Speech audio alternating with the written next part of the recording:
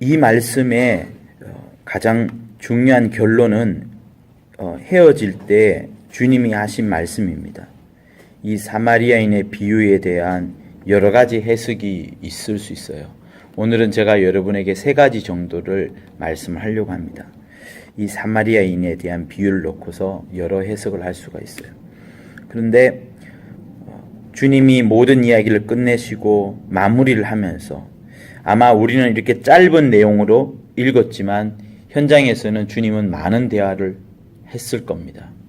그리고 그 사이에 수많은 대화가 있었겠지만 결론적으로 주님이 하고자 하는 말씀은 자비를 베푼 자가 이웃이다. 너도 그렇게 가서 이와 같이 하라. 이렇게 말씀을 합니다. 많은 해석을 우리가 달 수도 있고 그러면서 수많은 신학 이론들과 신학생들의 어떤 견해들이 나올 수 있겠지만 주님이 우리에게 딱 명하시는 그것은 해석을 하고 난 다음에 우리에게 명하시는 것, 우리에게 움직이라는 것은 자비를 베푼 자니 너도 이와 같이 자비를 베풀어라 하는 그것입니다. 그러면 우리는 한번 생각해 보아야 돼요. 정말 내 삶에 자비를 베푸는 그런 일이 나를 통해서 정말 있는지 아니면 자비는 사라지고 다른 무엇이 나를 이끌어가고 있는 것은 아닌지 생각해 보아야 합니다. 저는 우리 교회가 지금 약간 어려워지면서 우리가 다시금 지금 베레아가 무엇인지 그리고 얼마나 우리가 그 신앙의 근간을 다시 다잡으면서 차곡차곡 다시 파내었던 것을 다시 다잡고 찬찬히 다져나가고 물을 주고 그래서 점점 단단하게 가면서 그런 과정에 있는 것으로 봅니다. 그리고 이렇게 다 다진 다음에 이제는 이제 세워나가야 되지 않겠어요? 세워나갈 때에 우리가 무엇을 해야 될 것인가에 대해서 많은 생각을 합니다. 여러분의 삶에 있어서 어려움이 다가오잖아요. 굉장히 힘든 일이 다가올 때에 그 힘든 일이 다가오는 것은 우리는 피하고 싶습니다. 근데 피하지 못할 때가 있어요. 이 자리를 박차고 나가고 싶지만 자리를 박차고 나갔을 때는 전혀 생각지도 못했던 그런 결과가 올 때는 그 자리에서 가만히 있을 수밖에 없습니다. 그리고 그 자리에서 내가 할 수 있는 최대한의 하나님이 원하시는 대답, 하나님이 원하시는 행동을 할 수밖에 없겠지요. 그래서 무난히 그때를 지나가지만 그 지나간 이후에 그 순간을 잊지 못합니다. 특히 신앙에 있어서 뭐랄까요? 우리가 심각한 도전을 받을 때에는 그 일은 잊을 수가 없을 겁니다. 아마 우리 성락인의 삶 중에서 성바엽 사건도 있었고 제2의 이번의 사태도 있었지만 첫 번째 사태보다도 두 번째 사태에 대해서 우리는 더 잊지 못할 겁니다. 적어도 100년, 200년 이상은 이 사건을 잊지 못할 겁니다. 그러면 잊지 못한다 하면 그 잊지 못하는 것이 우리에게 어떤 교훈을 주느냐 하는 겁니다. 저에게는 2016년 1월 4일 날에 그리고 2016년 4월 3일 날에 있었던 사건들은 제 인생에 있어서 하나의 이정표가 되는 중요한 순간들이었습니다. 쉬운 순간이 아니었고 무서운 순간이었어요.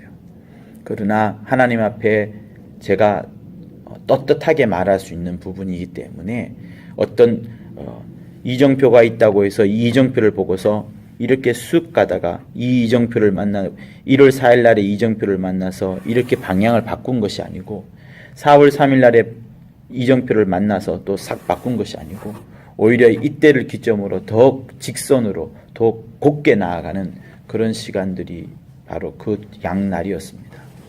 그래서 여러분, 우리 청년들도 직장에 다니지만 그 직장에 다니면서 어떤 신앙에 있어서 하나님께서 그 리트머스 시험지라고 그러잖아요.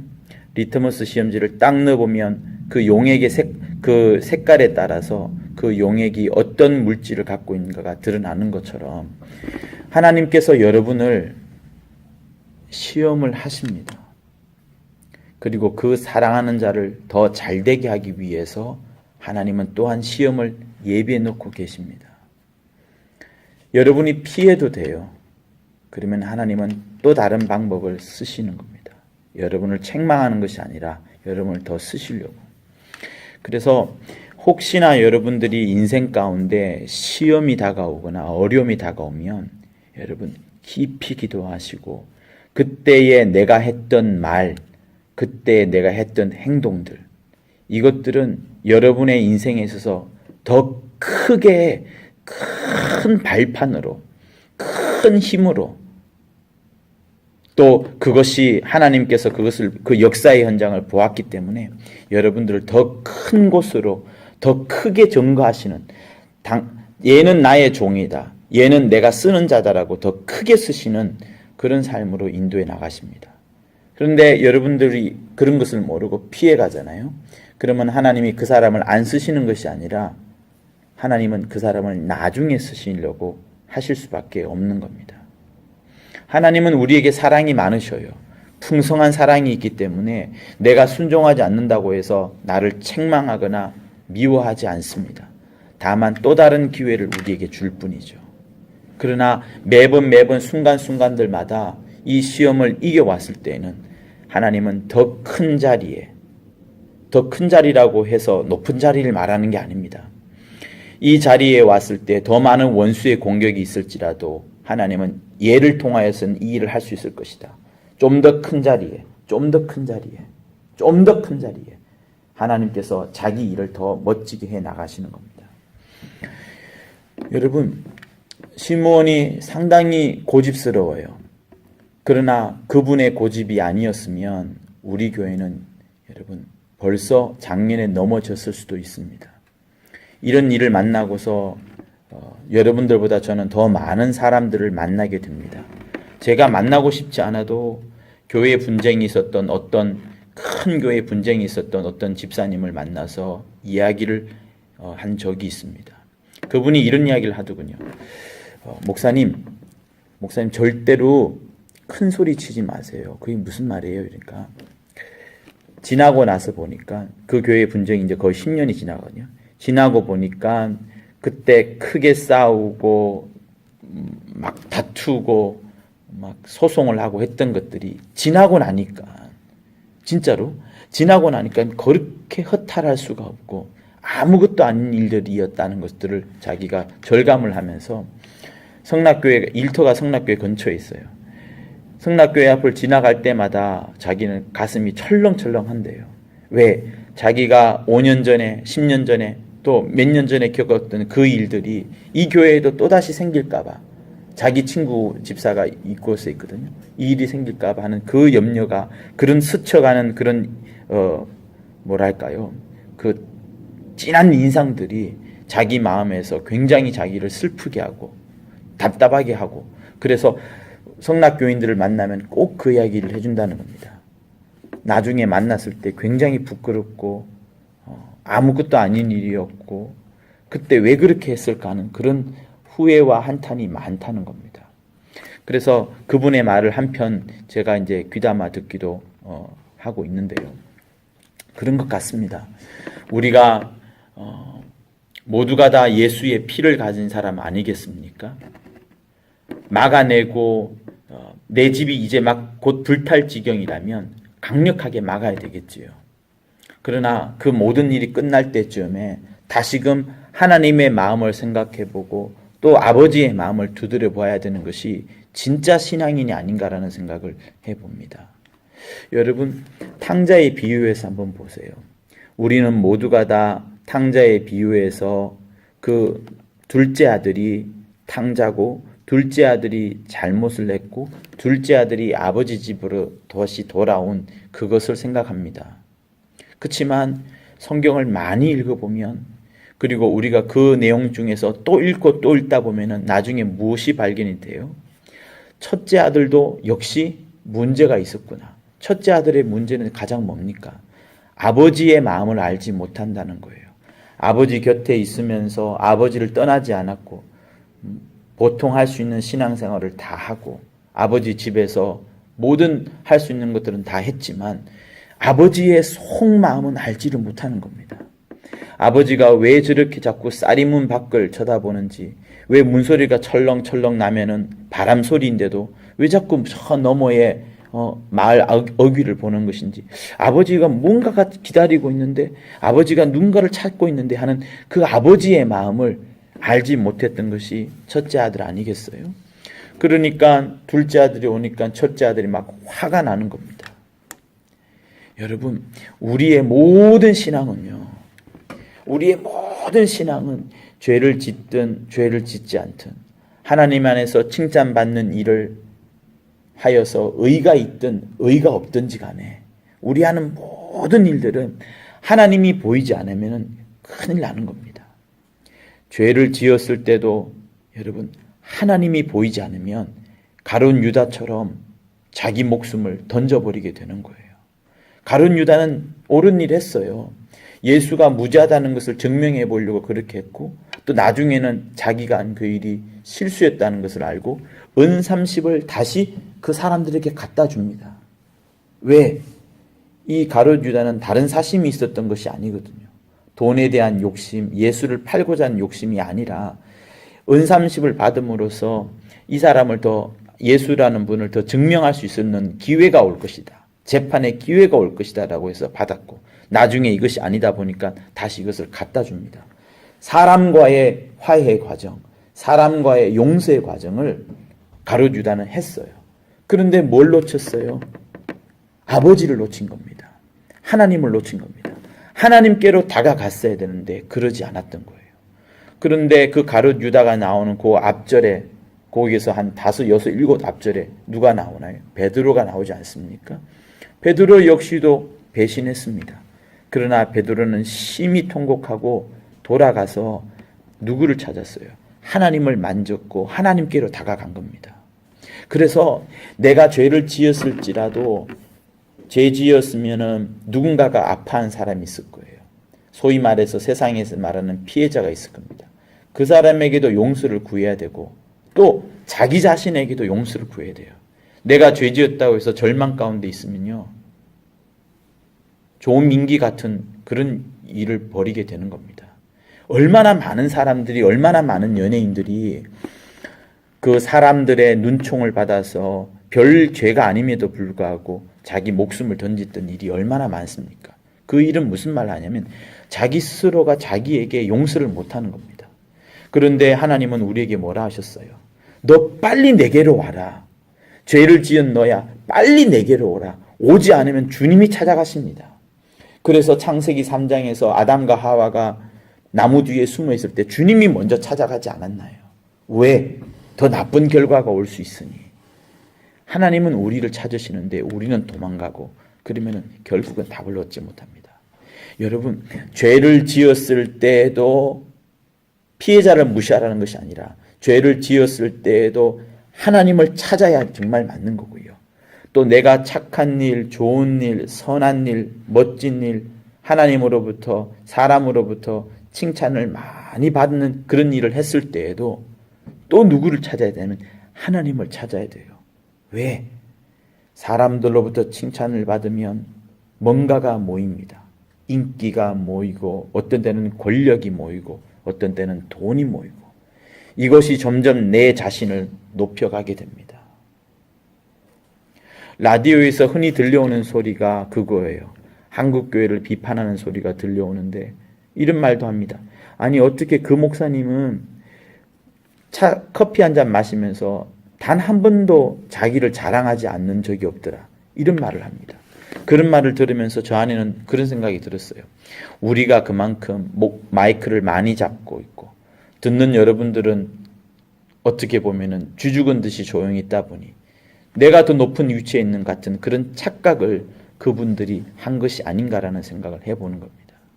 그래서 이 자리에 혹시 주의를 할 사람이 있으면 저 역시도 마찬가지겠지만, 저는 우리 아들한테도 이야기를 해요.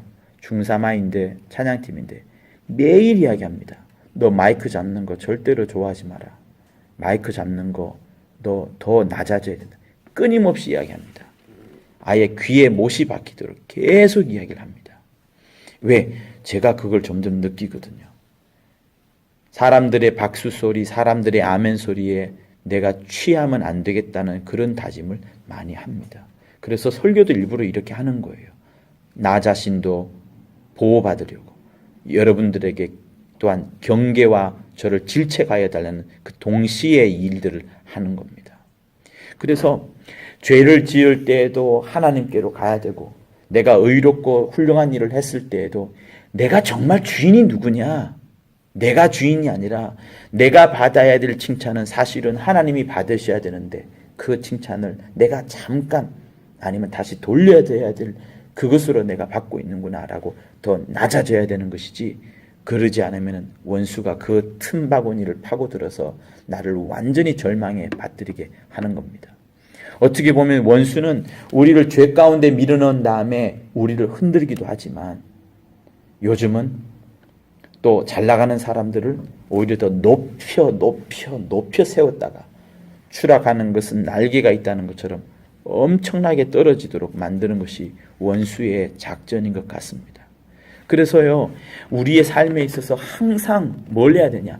나는 기도 잘하면 돼. 나는 말씀 잘 보면 돼. 나는 전도 많이 하면 돼. 나는 예배 잘 드리면 돼. 나는 은혜 받으면 돼. 여러분, 이거 아닙니다. 결국에 저의 삶에 있어서 제일 저는 중요했던 부분이 과연 나의 주인이 누구냐, 이거였어요. 그래서 저는 그렇습니다.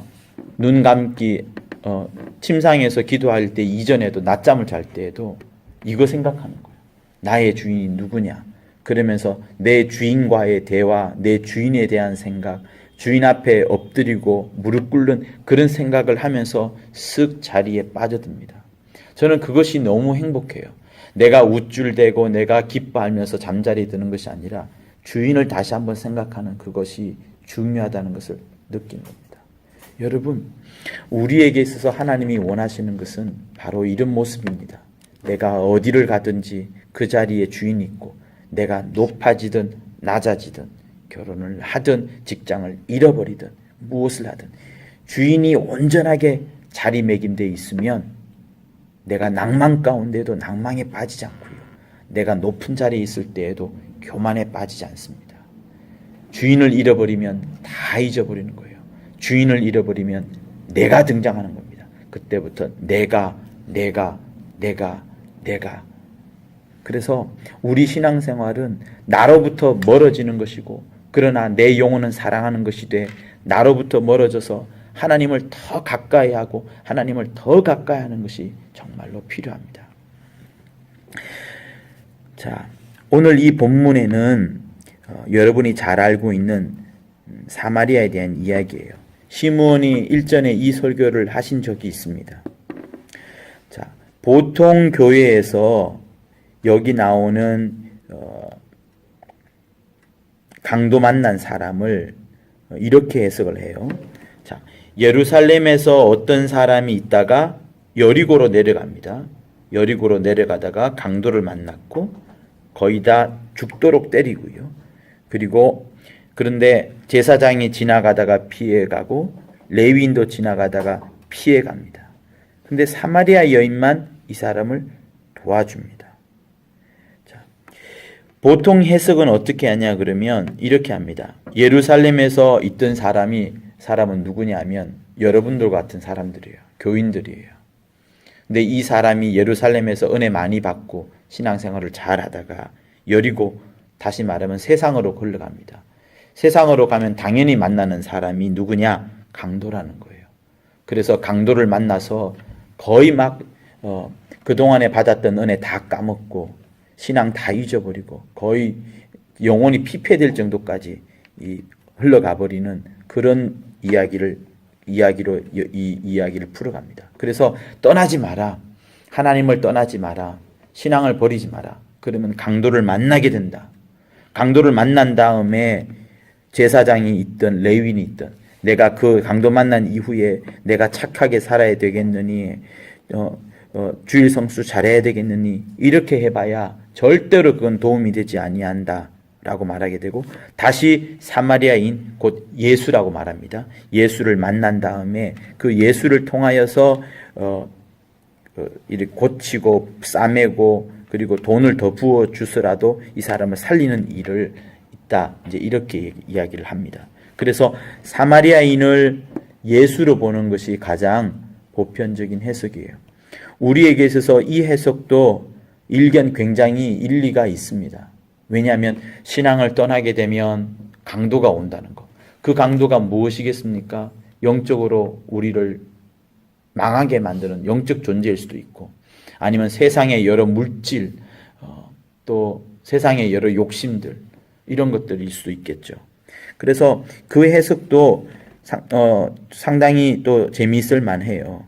근데 또 한편으로는 이런 해석도 있습니다. 무슨 해석인가 하면, 여기 나오는 사마리아인은 이런 경우다, 이렇게 말합니다. 그게 뭐냐면, 여기 나오는 사마리아인은 우리가 읽었던 그 레위인과 제사장에 비해서는 종교적인 마인드가 없습니다. 다시 말하면 제사장과 레위인은 거의 율법의 사람이에요. 율법으로 꽉 차 있습니다.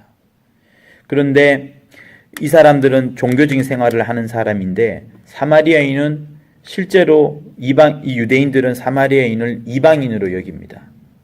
마치 어떤 학자들의 표현에 의하면 말세 때에, 인류가 말세 때 그 지옥의 불을 태우는 땔감으로 쓰는 존재들이 사마리안이다라고 유대인들은 흔히들 많이 해요. 그러니까 얼마나 잔인한 표현입니까? 이방인들보다 더 나쁘게 보는 것이 사마리아인이에요, 유대인들은. 그러니까 이 레위인들과 제사장들이 지나쳤지만, 이 사마리아인 누구냐면, 두 번째 해석은 사마리아인을 첫 번째가 예수로 보는 것이었고, 써볼까요? 사마리아인을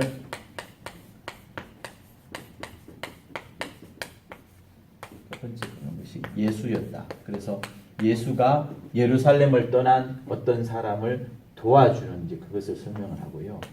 두 번째는 무신론자라고 봅니다. 왜 그런가 하면, 사마리아인이 실제로 유대인의 종교를 가지지 않았거든요. 유대교도 아니고 레위인도 아니고 제사장도 아닌데 도와주는 거예요. 근데 이 해석은 상당히 우리하고는 신앙하고는 상관이 없지만 우리에게 시사해 주는 바가 큽니다. 뭐냐면, 실제로 미국에서 어떤 대학교에서 약 한 1,300명을 모아놓고 설문조사를 했어요. 근데 종교를 가진 사람과 종교를 가지지 않은 사람들의 다른 사람을 도와주는 그 일을 설문조사를 했는데, 거의 80% 이상이 종교를 가지지 않은 사람들이 훨씬 더 많은 동정심을 갖고 다른 사람을 도와주는 것이 더 크다. 그것이 80%였어요. 그래서 오히려 종교가 없는 사람들이 더 남을 잘 도와준다고 해서, 이 무신론자라는 해석은 아마 크리스찬은 아닌 것 해석인 것 같아요. 그래서 이제 이들은 이렇게 말을 합니다. 종교를 가진 사람은 남을 도와줄 때 첫 번째 생각하는 것이 그거라는 거예요. 이렇게 해서 과연 전도가 될까? 이렇게 하면 과연 우리 교회가 홍보가 될까? 이거를 먼저 생각한다는 겁니다. 자기들이 갖고 있는 교리, 자기들이 갖고 있는 교회의 그 이미지를 먼저 생각을 하고 그 이후에야 남을 도와주는데, 이 종교가 없는 사람들, 무신론자들은 그런 게 없어요. 그런 기준이 없다 보니까 오히려 세상에서 막 살다가 불쌍한 사람들을 보면, 위기에 처한 사람 보면 더 잘 도와준다는 겁니다. 그래서 또 이 바클레이 대학교에서 이걸 실제로 또 조사를 했다고 하니 정말 이것이 맞는 것 같아요. 그런데 저는 이것이 우리에게 일러주는 바가 크다고 봅니다. 우리는 남을 도와주는 데 있어서 성락인들 말하는 거예요. 한국 교인들뿐만 아니라 성락인들도 한번 보자는 겁니다. 우리는 어떤 때는 남을 도와주는 것을 인본주의라고 말합니다.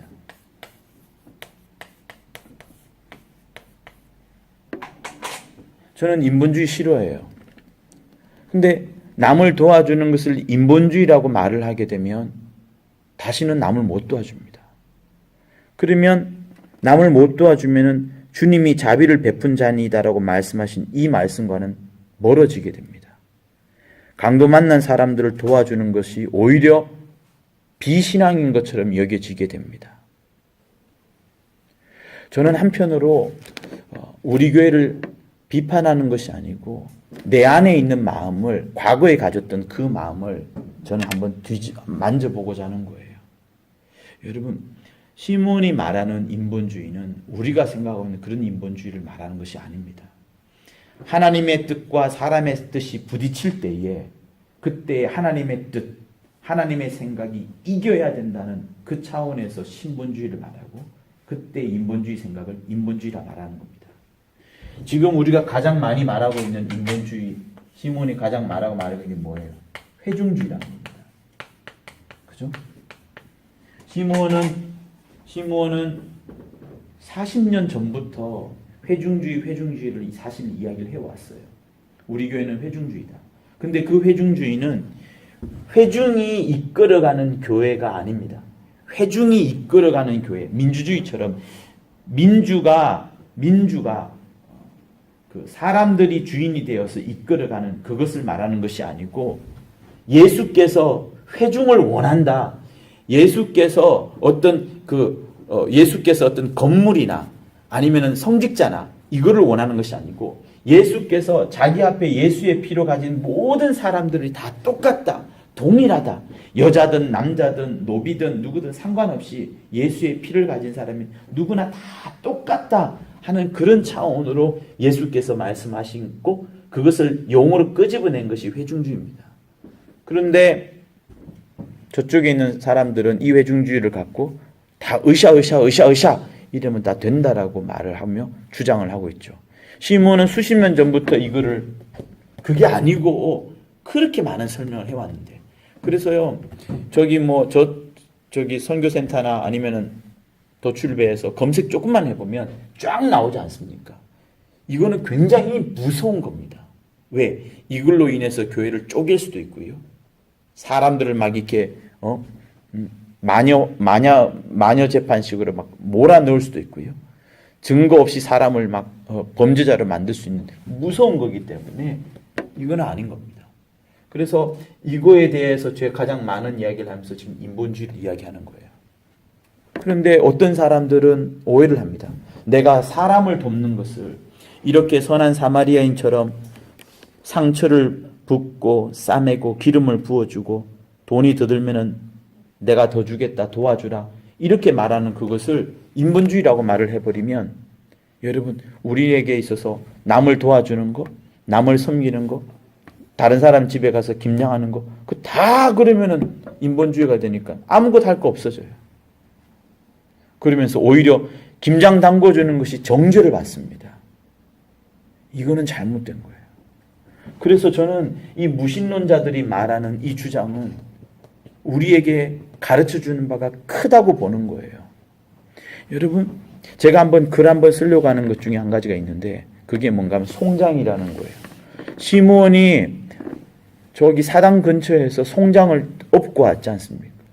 그거 요즘 업고 다니면 사람들 난리 날 겁니다. 무슨 목사가 그런 짓을 해? 미쳤다라고 말하겠죠.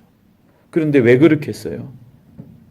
그 송장을 업고 와서 그 송장을 업고 온 집안이 그 예배당에서 시몬의 그 개척교회에서 가장 악한 사람이었다는 거예요.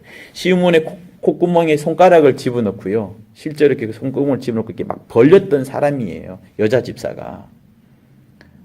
그런데도 막 능력 나타나고 시몬에게 능력이 나타나고 막 하니까 나중에는 떠나서 다른 교회를 갔죠. 거기서도 막 드세게 했어요. 근데 그 사람의 가정을 얻으려고 자기한테 그렇게 해코지했고 부목사를 그렇게 많이 쫓아낸 사람이고 새벽 기도 때는 막 목사가 1분이라도 늦게 나오면 자기가 먼저 앞에 가지고 설교해버렸던 그런 사람이라는 겁니다. 근데 그 사람의 가정을 얻으려고 그 송장 하나를 들고 와가지고 그렇게 했던 거 아니겠습니까? 왜? 사람 하나 얻으려고요. 그런데 요즘은 그것을 인본주의라고 말해버립니다. 기가 찰 노릇 아니겠어요? 여러분 이거는요 우리가 철저하게 원수에게 속고 있는 겁니다. 속고 있는 거예요. 우리는 신앙생활 잘해야 됩니다. 죄를 짓지도 말아야 될 것이고요. 또 죄를 지은 사람을 또 정죄해서도 안 됩니다. 이게 굉장히 이중적이에요. 어찌 보면 위선적일 수도 있어요.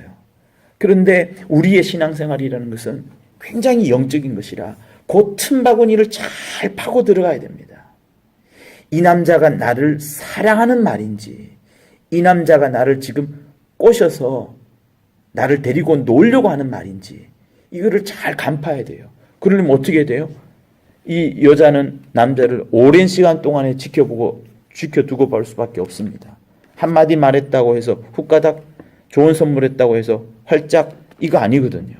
오랜 기간 동안에 겪어보고 들어보고 지켜와보고 하고 나서야 마음이 열리는 거거든요.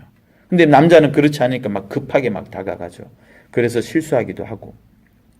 그것처럼 우리 신앙생활이는 것도요, 여러분 정말 잘 파고들어야 돼요. 율법을 우리는 싫어합니다.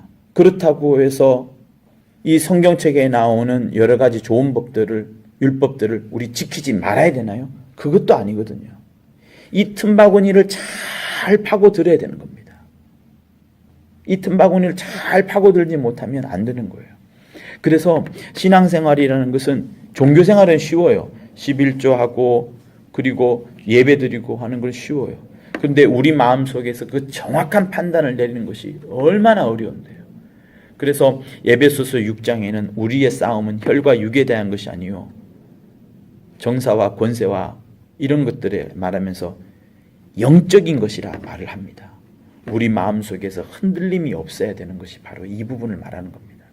그래서 저는 이 사람들이 말하는 부분, 오히려 종교가 없는 사람들이 더 많은 동정심을 가지고 생각하지 않고 그냥 막 도와주더라는 그런 부분, 그 부분에 대해서는 우리는 정말 생각해야 돼요. 오늘도 우리 직원이, 월산재단의 직원이 한 이야기가 그겁니다. 이제 한 달 뒤면 이제 그분은 떠나는데, 시골에서 어떤 일을 이제 하려고 우리 교회 어떤 사태와 상관없이 떠나는데, 목사님 어느 일하다가 힘들었던 것 중에 한 가지가 우리 교회 사람들은 너무나도 남을 도와주는 거, 봉사 이런 것들이 약하다는 거예요. 여기는 어릴 때부터 딴 교회 생활하다 왔거든요. 저는 그런 말을 많이 듣습니다. 그러면 우리에게 정말 신앙이란 뭔가를 생각해 보지 않을 수가 없는 거예요. 오늘 본문은 어쨌든 주님의 마지막 말은 자비를 베풀으라는 겁니다.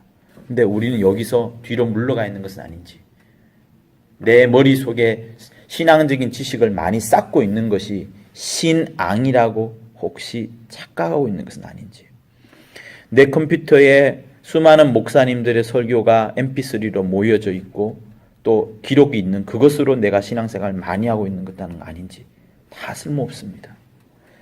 혹시나 누군가 알지 모르겠지만 저는 며칠 전에 바이러스가 걸려서 제 자료의 3분의 2가 날아갔어요. 클릭하면 자동적으로 지워지는 그 이상한 걸렸어요. 근데 다 지워지고 나다 보니까 제가 한편으로는 그런 생각이 나더라고요. 아, 다 필요 없구나. 어차피 하나님 앞에 나라에 갈 것은 내 안에 있는 소중한 것만 가져가는 것이지, 그동안엔 자료, 내가 사랑했던 영상, 아이들과 찍었던 그 즐거운 순간들, 외국에 가서 찍었던 그 IT 힘든 곳에서의 삶들 다 사라지고 내 추억 속에만 남는 것인데, 결국 하나님 앞에 가는 건 뭐겠어요? 그런 것들이 아니라 하나님과 나 사이에 가져왔던 그 사랑의 순간들, 감격의 순간들만 가는 것이라 생각하니 그런 것들도 필요가 없는 겁니다.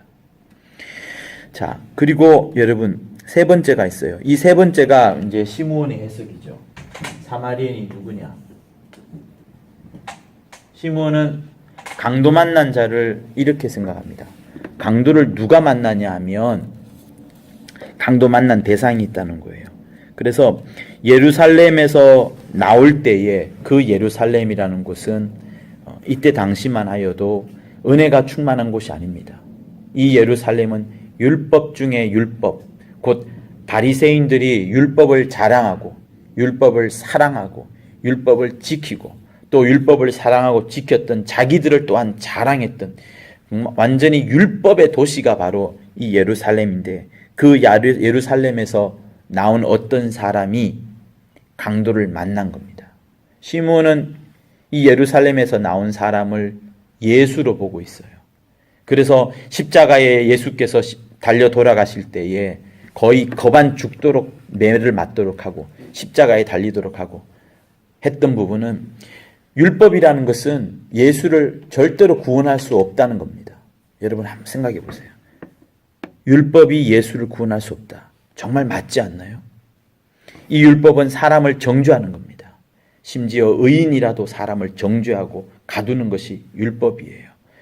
예수가 이 땅에 왔습니다만 예수도 죽였던 도시, 예수도 살리지 못하고 십자가에 달았던 도시가 바로 이 예루살렘입니다.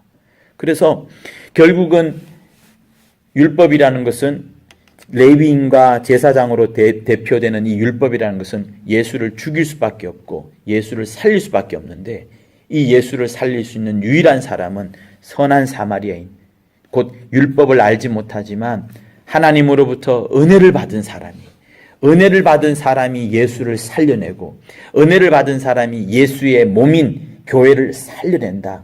이렇게 말을 하면서 이 사마리아인은 누구냐면 교회 혹은 우리 같은 성도라는 해석을 하는 겁니다. 이런 해석은 아마 우리 교회밖에 없을 거예요. 그래서 여러분 우리에게 지금 맡겨진 일은 무엇이냐 하면 정말 교회를 사랑하는 겁니다. 선한 사마리아인으로서 그 사마리아 했던 것들을 다 베풀어 가는 거예요. 교회를 위해서. 그러면 교회를 사랑한다고 할 때 우리가 할 수 있는 것이 뭐냐? 헌금 많이 하는 거. 여러분 그것도 하나의 방법일 수 있어요. 가장 빠른 방법이고 또 한편으로는 가장 먼저 생각할 수 있는 방법입니다. 그렇지만 여러분 그렇게 해서는 오래 갈 수가 없습니다. 저는 우리 청년들에게 정말 원하는 것이 있어요. 여러분들은 젊습니다. 그리고 여러분들은 성락교회를 정말로 책임져야 될, 앞으로 성락교회가 흔들릴 때 절대로 흔들리지 않도록 책임져야 될 굉장히 소중한 사람들입니다.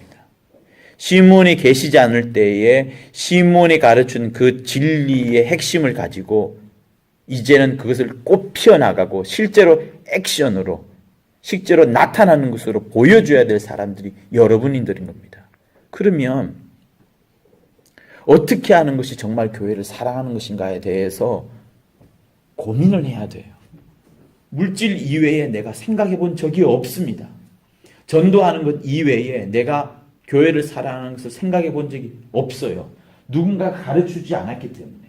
다시 말씀드리면 시몬의 시대 때에는 이적도 많았었고 사람들도 마음이 가난했기 때문에 복음을 전하면 말씀을 받아들이고 속히 교회로 오는 사람들, 그리고 세상에 찌들기보다는 순수한 마음을 가진 사람들이 많았기 때문에 복음을 전하면 온 자들이 많았습니다.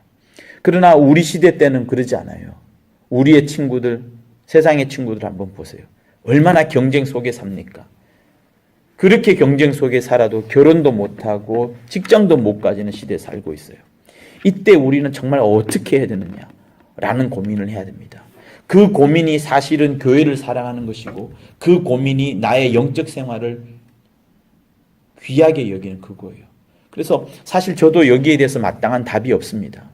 그러나 저는 한편으로 그렇게 생각하는 거예요. 뭘 생각하느냐? 늘 제가 많이 하는 말 있잖아요. 복과 복음의 전달자. 그리고 나는 예수의 증인이 되리라. 다시 말하면 여러분들이 일하고 있는 자리에서 그 일을 축복하세요. 요셉은 노예였습니다. 노예였고 억울하게 팔려갔어요. 착한 일을 하다가 팔려갔습니다. 그 팔려간 역사, 억울한 역사가 계속 내려가는 거예요. 보디발의 아내 때문에 더 감옥으로까지 가지 않습니까? 그렇지만 자기를 저주하지 않았고 자기를 책망하지 않았고 하나님께 불평하지 않았습니다. 오히려 자기 자신을 더 축복하고 자기의 주어진 일을 통해서 언젠가는 하나님이 영광을 받으실 거야. 내가 주인을 삼고 있는 이 하나님이 언젠가는 당신이 살아계시다는 것을 내 삶을 통하여 보여줄 거야 하는 그 마음으로 더 열심히 살았습니다. 그래서 내가 내 일 따로 내 신앙 따로가 아니라 내가 지금 일하고 있는 그 일을 통해서 이게 돼야 되는 거예요. 내 삶에서 복과 복음이 전달은 전혀 안 되고 나는 교회 가서만 열심히 할 거야. 성도들 만났을 때만 열심히 할 거야. 이거는 신앙생활이 틀린 신앙생활입니다. 만약에 그게 안 된다면 이 양쪽이 서로 함께 좋아지지 않는다 그러면 여러분 하나를 선택하세요. 아예 주의 종이 된다든지. 그런데 그렇게만 살 수 없다면 또 하나님은 그렇게 원하지도 않으시고요. 하나님이 원하시는 것은 오히려 저 같은 사람을 감동을 줘가지고 이런 설교를 하게끔 하고 또 이렇게 많은 형제 자매들이 모였을 때 그들이 마음의 감동함을 받아서 그들의 삶에서 예수가 막 저 사람은 보면 그 SBS에서 나오고 JTBC에서 나온 그 교회 말이야. 그 교회 사람이라는데 내가 보면 저 사람 보면은 절대 그 교회가 그럴 것 같진 않아 라고 할 정도로 자기가 하고 있는 일에서 정말 남달라야 됩니다. 인품도 달라야 되고 얼굴의 미소도 달라야 되고 하는 일의 업적도 달라야 되고 그래서 우리는 여러분 학생이 해야 될 일은 공부고요. 직장인이 해야 될 일은 그 회사를 잘 되게 하는 것이고요. 가정주부는 남편과 자식들을 잘 뒷바라지 해주는 것이고요. 그건 겁니다. 우리의 목적은 돈 버는 것이 아니에요. 그러면 벌써 세상 사람들에게 지는 겁니다.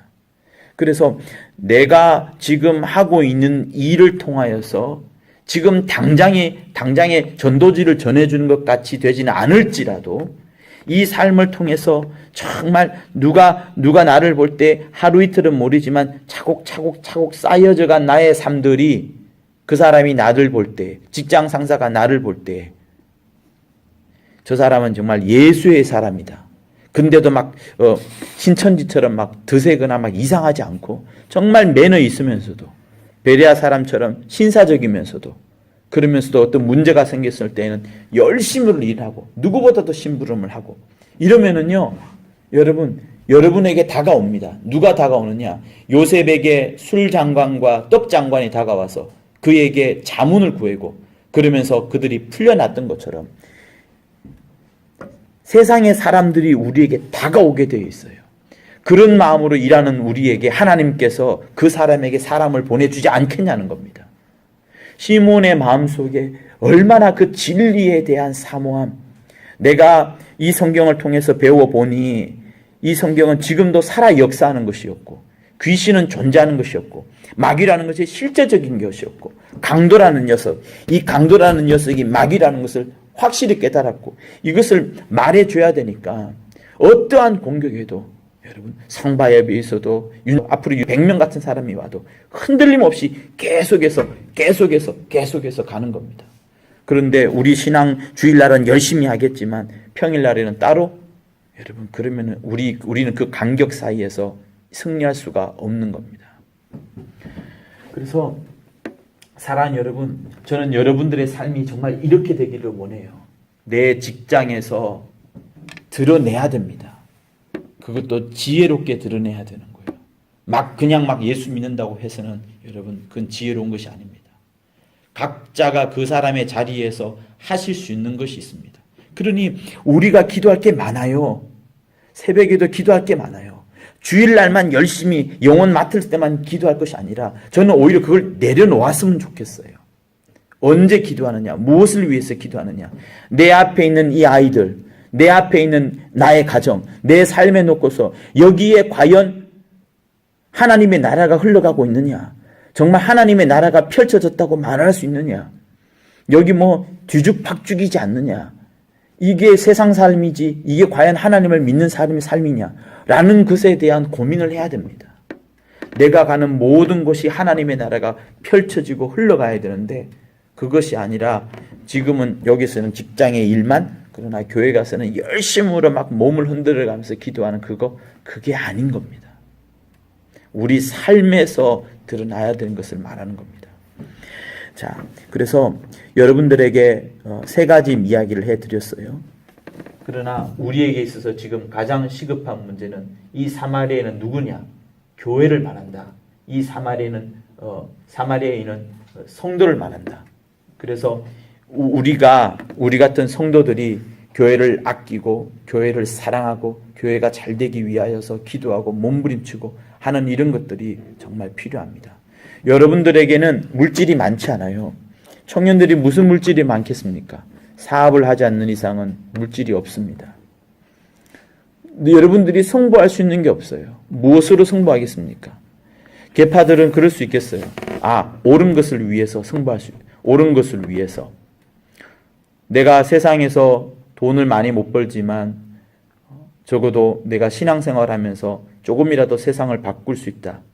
세상에 어떤 기여를 할 수 있다는 그런 착한 마음으로 계파가 된 사람들도 있을 겁니다. 그렇지만 그 방법보다 더 뛰어난 방법은 뭐냐? 내 삶에서 율법이라는 선악이 드러나는 것이 아니라 내 삶에서 예수가 드러나야 되는 거예요. 여러분, 예수가 드러난다는 삶이 뭡니까? 남을 정죄하는 것이겠어요? 아니에요. 다 정죄할 때 나는 정죄하지 않고 찾아가서 그 사람을 위로해주고 그 다음에 그 사람을 정죄했던 사람에게 찾아가서 야, 조금이라도 우리 한번 이해 한번 해보자. 얘가 이랬기 때문에 이런 것이 아니냐. 이러니까 이해를 할 수 있도록 무너져가는 곳에 내가 가서 정말 그 무너져가는 것을 살려내고 회사에 직장의 사람들이 다 포기하는 사업이 있다 그러면 그 사업이 왜 포기하는지를 보고서 그것에 반대하는 사람을 찾아가서 설득하고 어떤 자료를 제공해주고 다시 한번 우리 회사에 신뢰를 가져달라. 물질을 끌어 투자 좀 해달라. 라고 말하면서 그 회사를 살려내고 시간 없죠. 내 시간 다 갉아먹죠. 나 같은 핫바리가 그런 일을 할 필요가 뭐겠어요. 이사가 하면 되는데. 그렇지만 여러분 내 안에서 눈이 보여지고 성령의 감동이 충만하면 그런 직장의 삶에 있어서도 그런 것이 드러나는 겁니다. 그래서 오늘 우리 여러분들에게 말씀을 드립니다. 이 교회를 사랑한다는 것은 여러 가지 일이 있어요. 교회 분쟁의 분쟁의 현장에서는 그 앞자리에서 막아야 되겠지만 그러나 우리가 늘 분쟁이 있지 않지 않습니까? 지금 이 순간이 분쟁이 아니잖아요. 내일 여러분이 분쟁의 현장으로 가나요? 아닙니다. 삶의 현장으로 갑니다. 그러면 그 삶에서 정말 내 모든 것은 잘 모르지만 나의 영적인 환경들이 나로 하여금 예수의 향기가 품어져 나오는 사람으로 성령 충만한 사람으로 될 수 있을 것을 위해서 기도해야 되는 겁니다. 직장에서 성령 충만은 다른 사람들 다 직장 일하는데 방언기도 하고 남들 다 식사하는데 거기서 막 말씀 보고 이게 아닙니다. 그들과 어울려야 되는 거예요. 그들과 어울려서 더 영적으로 그들과 구별될지언정 여러 모든 분야에서는 함께 어울려야 되는 것이 실제로 영감 있는 사람인 겁니다. 그래서 우리 사랑하는 청년들에게 지혜와 영감이 있어서 여러분들이 가는 모든 곳에 있어서 정말 살려내는 역사, 또 살아나는 역사, 그러면서 예수의 향기가 마구마구 흘러가는 그런 귀한 역사들이 여러분들에게 나타나기를 예수 이름으로 축원합니다. 할렐루야. 아멘. 반드시 기억하십시오. 여러분들은 입술로 전도하지 않아도 여러분의 행동을 통하여서 여러분의 바디랭귀지를 통하여서 여러분의 움직임을 통하여서 충분히 하나님의 살아계심을 증거하실 수 있습니다. 하나님은 잊지 마십시오. 하나님은 천지의 주제이십니다. 이 모든 나라와 땅들을 하나님은 다스리고 계십니다.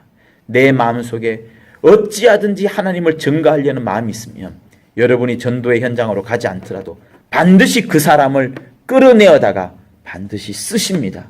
그래서 이 사람이 선한 사마리아인이다 라고 말씀하시면서 마음껏 하나님이 여러분을 증거하고 또 당신의 사심을 증거하는 일이 나타나게 됩니다. 잊지 마십시오.